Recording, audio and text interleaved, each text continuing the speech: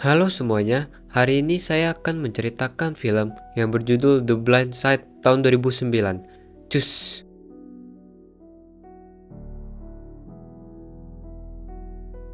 Di awal film, diperlihatkan seorang pria bernama Michael. Michael adalah anak yang sebatang kara. Di hari pertamanya ia di sekolah, Michael sulit untuk beradaptasi. Bahkan ketika disuruh mengerjakan soal, ia tidak bisa menjawab satu soal pun yang ada. Setelah 1 bulan, para guru pun mengevaluasi perkembangan anak murid mereka, termasuk Michael. Mereka menganggap Michael adalah anak yang bodoh, karena tidak pernah mengerjakan PR dan juga tidak pernah mengerjakan tugas. Yang dia lakukan di kelas hanya berdiam diri dan tidak berbicara apapun. Di malam harinya, tidak sengaja, ia mendengarkan Tony alias teman papanya Michael yang memberikan Michael tempat tinggal sementara. Kemudian, Tony bertengkar dengan istrinya. Mereka berdebat tentang keberadaan Michael di rumah mereka. Istri Tony pun keberatan kalau mereka harus memberi makan Michael setiap hari, karena porsi makan Michael yang banyak. Tony pun tidak bisa ngomong apa-apa dan mengalah kepada istrinya. Untuk kebaikan Tony dan temannya Steven, Michael pun pergi dari rumah itu. Dia pun harus bertahan sebisa mungkin. Michael saat itu tidur di mana saja. Ia pun mencuci pakaian dilakukan di wastafel laundry. Michael juga sering kelihatan mengambil popcorn yang dibuang kalau ada pertandingan olahraga di sekolahnya. Cerita di film ini tidak cuma tentang Michael Owen. Film ini juga melibatkan keluarga yang beranggotakan Late Anne, Sean, SG, dan Collins. Suatu malam, Michael terlihat berjalan sendirian dengan menahan dinginnya udara saat itu. Michael juga tidak punya apa-apa selain pakaian yang melekat di tubuhnya. Melihat hal itu, Late Anne dan Sean lagi dalam perjalanan pulang pun memutuskan untuk putar balik dan mengajak Michael pulang ke rumahnya. Come on.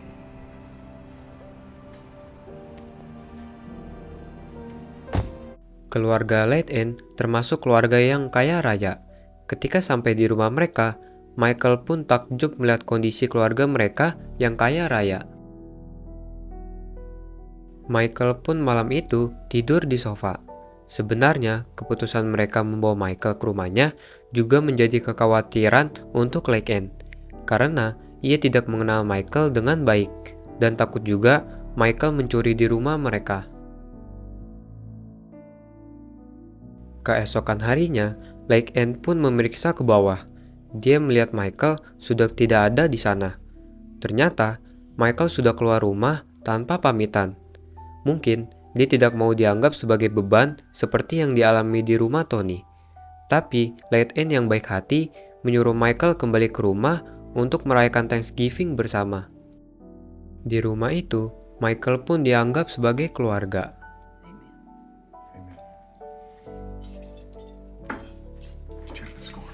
Kemudian, keesokan harinya, Late Anne pun mengajak Michael untuk berbelanja. Just follow me, y'all. There we go. Oh, Kemudian, Late Anne pun memberikan kamar pribadi untuk Michael. Dan Michael pun berterima kasih kepada Late Anne dan berkata kalau ini adalah pertama kalinya dia mendapatkan tempat tidur pribadi. Mendengar hal itu, Late Anne pun sedih dan terharu, karena hal kecil yang dia buat ternyata berarti besar untuk orang seperti Michael. Di sekolah, Michael akhirnya mendapatkan dukungan pembelajaran dari guru-gurunya, dimulai dari Miss Baswell yang berhasil menemukan cara mengajar yang efektif buat Michael, dan kemudian diikuti guru-guru lainnya. A Duke was on the other. Duke of Wellington. Yeah, and the Duke of Wellington. Yeah, Russians helping. Michael yang udah lama tinggal di rumah itu pun sudah dianggap keluarga oleh mereka. Bahkan ketika berfoto untuk kartu Natal, Michael pun diikut sertakan. Karena foto itu, keberadaan Michael pun jadi diketahui oleh kerabat dan juga teman-teman Late Anne. Keberadaan Michael di rumah membuat Late Anne lebih bahagia, tapi untuk teman-temannya, keputusan Light-End membawa Michael ke rumah adalah keputusan yang harus dipikir 2 kali. Karena selain perawakan Michael yang raksasa, dia juga berkulit hitam. Mendengar ucapan teman-temannya Light-End pun kecewa. Di bulan selanjutnya, Michael pun mengikuti eskul football. Karena Michael tidak pernah bermain football sekalipun dalam hidupnya, sering berbuat konyol di sesi latihannya. Mike, son.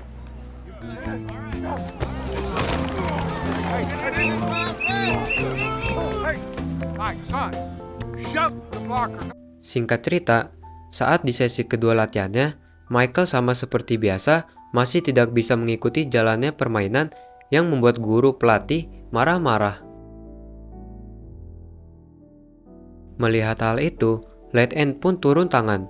Dia menjelaskan kepada Michael bagaimana seharusnya Michael melindungi rekan setimnya.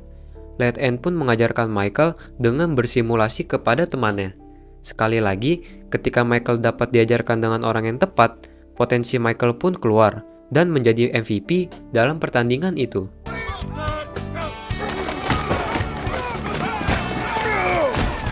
Woo! Yes! Michael! All right, way to go, Al. Way to go. Hari pertandingan pun tiba ketika sekolah mereka melawan sekolah lain yang pada awalnya Michael dan timnya mendapatkan tekanan mental pada tim lawan dan selalu kalah taktik.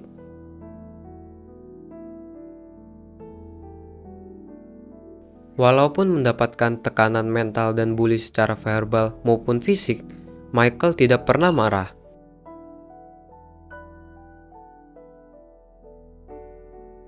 Kemudian, di tengah pertandingan, mereka pun mendapatkan ritme permainannya dan berhasil mengalahkan tim lawannya. Rekaman yang diambil oleh SJ pun disebar ke berbagai klub football perguruan tinggi. Mereka yang melihat kemampuan Michael pun menunjukkan ketertarikan mereka untuk mendapatkan Michael bergabung ke dalam tim mereka.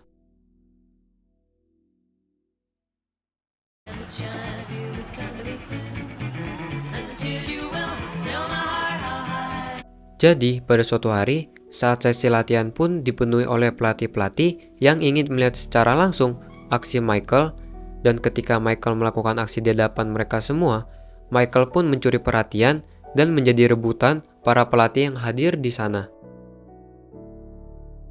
Good luck with that, Brad.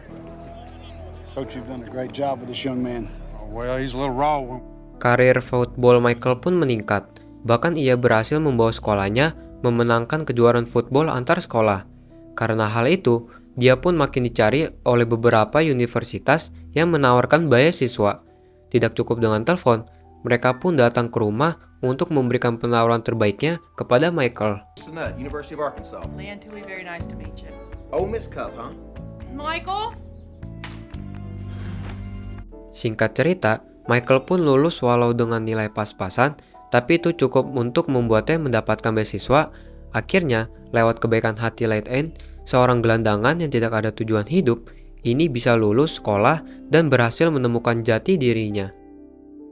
Kebaikan hati Light-End dan keluarganya mengantarkan Michael, seorang gelandangan yang berasal dari lingkungan kumuh, menjadi seorang yang mempunyai masa depan yang cerah. Michael Owen, seorang anak yang dibesarkan tanpa ayah dan dipisahkan ibunya saat masih kecil, keluar masuk panti asuhan, hidup dalam keterpurukan, diangkat derajatnya oleh seorang yang baik hati dan ikhlas membantu Michael. Light-End merasakan kepuasan dan kebahagiaan yang tidak bisa digambarkan dengan kata-kata ketika ia berhasil membawa Michael menuju kesuksesan. Dan film The Blind Side tahun 2009 kini pun selesai. Terima kasih yang sudah menonton. Jangan lupa subscribe, like, dan nyalakan tombol loncengnya.